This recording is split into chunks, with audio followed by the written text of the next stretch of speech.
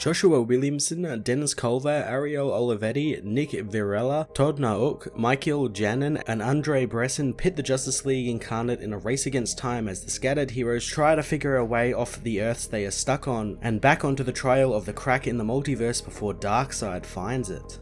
Joshua Williamson and Dennis Culver continue the fun multiversal adventures of the Justice League Incarnate here with more great worlds explored, while also reintroducing us to an old enemy that might turn out to be the one true villain of the series and maybe whatever else Joshua Williamson has involved with for the DC multiverse in 2022. I thoroughly enjoyed that each character or little group got a moment to shine this issue and briefly explored the Earths that we have seldom seen. My favourite of course being Earth 33, which like most of the series continues utilising things Grant Morrison has created for the DC universe, and this Earth is basically our universe. So we get lots of cool little meta things like DC Comics actually existing, and Calvin Ellis using Gus Gorman's trick from Superman 3 to make them some money so they can live on that Earth. It was a lot of fun, and I really applaud Williamson and Culver continuing to tap into Morrison's weird and wonderful creations. And it doesn't stop with that Earth, since we've seen it all in past issues,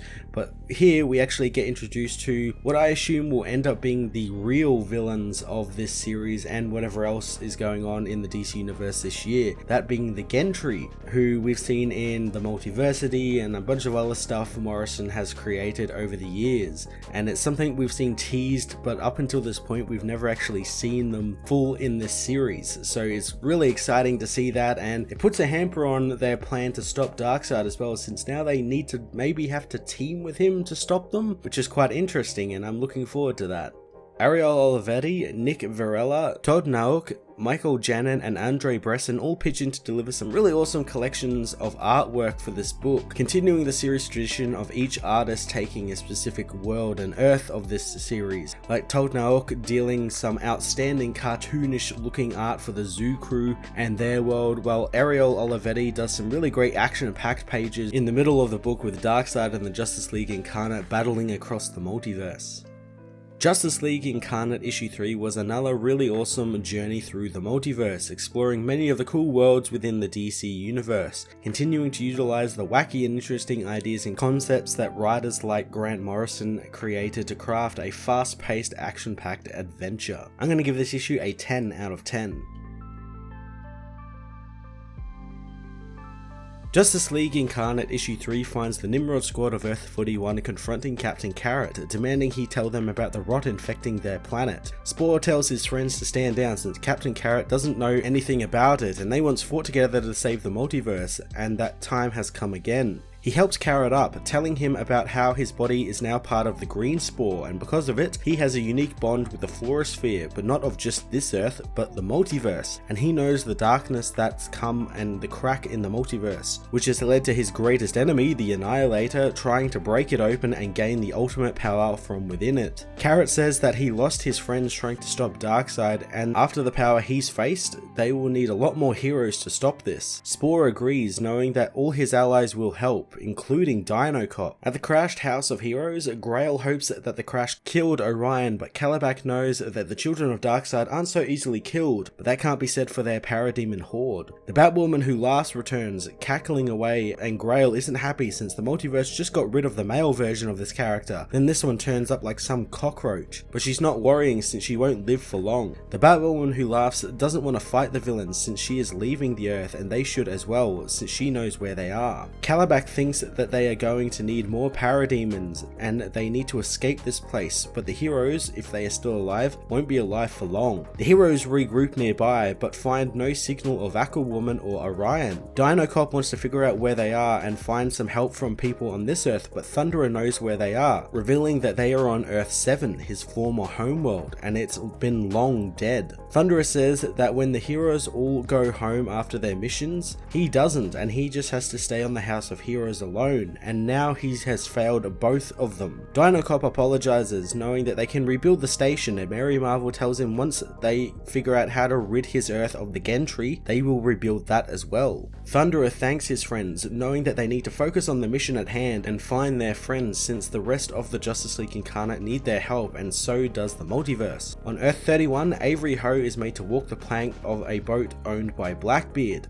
telling the Pirate King that she's not there for any cosmic treasure of his. The bony captain knows his chest of maps told of her coming, knowing that she is the key to guide him to the crack in the multiverse. Blackbeard proclaims that this is what he wants to happen when Captain Wonder and her Amazons attack from their invisible blimp. Avery falls from the plank but is rescued by Donna of Troy, who frees her from her bonds. Avery thinks it's time she lent a hand as she speeds around the boat, knocking out all of Blackbeard's men. Captain Wonder says that she reminds her of Wally Waterwalk, Donna's friend on the Titans, as Avery finds the chest the pirate talked about, finding it to be filled with a bunch of DC comics. On Earth 33, President Superman and Dr. Multiverse scour their way through a comic book shop as a guy compliments Maya's cosplay, citing that they just introduced Dr. Multiverse, so her cosplay is quite impressive. She asks Calvin why they are there, so Superman tells her that they are on Earth 33, which should be impossible since it's surrounded by a membrane that only ideas can penetrate, and it's the membrane that's stopping them from accessing their powers, but they can still communicate with the team. But to do so, they need to make a comic book. 7 days later, Calvin, using an idea from an old Superman movie in this world, manages to secure them an apartment to live in. He reassures Maya that everything is going to be okay, and thanks to the time moving differently there is more than enough time to help their friends and save the multiverse. Calvin explains that it takes years to create issues of a comic that unknowingly conveys real things that happen over just a few weeks or months,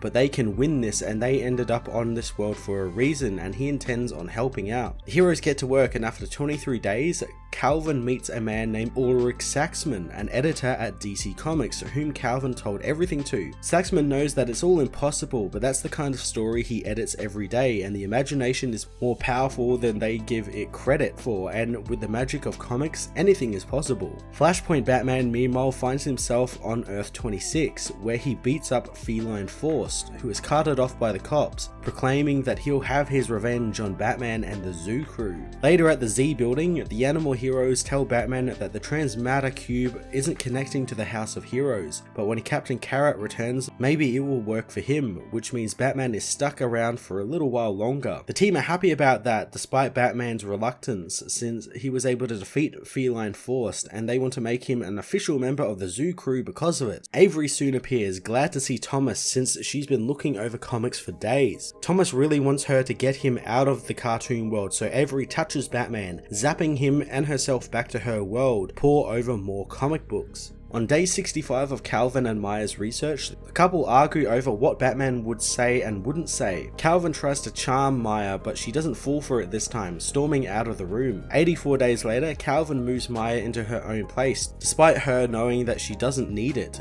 Calvin doesn't know how long they'll be there though, and they try to make it work as a couple, but they work better as teammates. Soon their phones ring with notes from Saxman, with the editor wanting Darkseid to win on page 27. A few days later, at the DC Comics offices, Aldrich explains that they have the villain win and it's dramatically necessary, but Maya refuses to do it, not knowing if her comics are influencing things outside the Earth or they are receiving signals from other Earths, but she will not aid Darkseid. Saxman tells her they need to do it to sell books, and they have always done it, and somehow their multiverse still exists. Soon Avery's voice breaks through into their Earth as her and Batman appear in a ghost-like form. Avery says that she can barely penetrate this Earth's membrane, and Dr. Multiverse is the only one who can do it properly. Maya says that her powers don't work there, but Avery tells her that she is just scared like how she was when she started all of this, and Maya is the doctor of the entire multiverse, which includes this Earth. Avery tells him that the crack in the multiverse is in the Nimrod Squad comic where Captain Carrot is, as Aldrich reveals a device on his hand, happy to learn where the crack is. Avery tells Maya to sync her power with her like they did before to get to Carrot's world,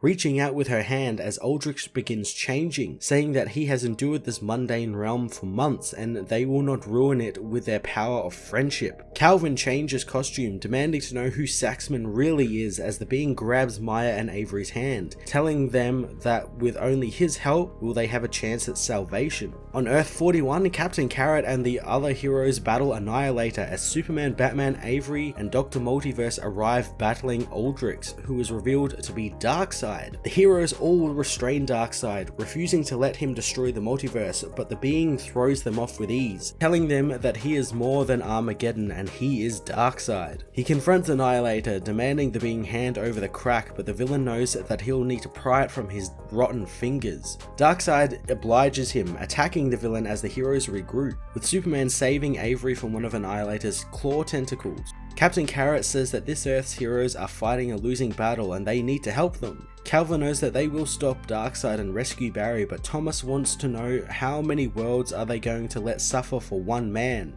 saying he knew Barry Allen and for the greater good they need to close the crack now. Maya agrees, but Avery refuses to do that, knowing that if Barry was there he would try to save everyone. Maya apologizes, saying that her powers are to heal the multiverse and maybe they can save Barry after they stop Darkseid from destroying everything. Superman knows that this isn't the right way, but Maya knows that his way isn't always right, racing off to grab the crack from Annihilator, which is just what Darkseid wanted. In a flash of light, Annihilator is disintegrated and the crack is gone, and Darkseid reveals that Dr. Multiverse never had the power to seal the crack. She can only contain it, so no one can exploit it. Avery knows that the villain still loses, telling him to go back to whatever hellhole he crawled out of, but Darkseid tells Maya to tell her friends her secret, so Dr. Multiverse knows that it's not over and they need to let Darkseid win. On Earth 7, the heroes find the hull of the Ultima Thule, knowing that they could get it flying and escape the world. Strummer finds something, alerting the team to Aquawoman and Orion, who now only talk about the Oblivion Machine and the Gentry. Dynacop knows that with the Gentry finishing their Oblivion Machine, they will have to blow it up before they leave, but Orion calls him a fool since the machine is everywhere because Earth 7 is the machine. The world around them begins to shift and change as the Empty Hand arrives, telling them that the final chapter begins and the Great Darkness is coming.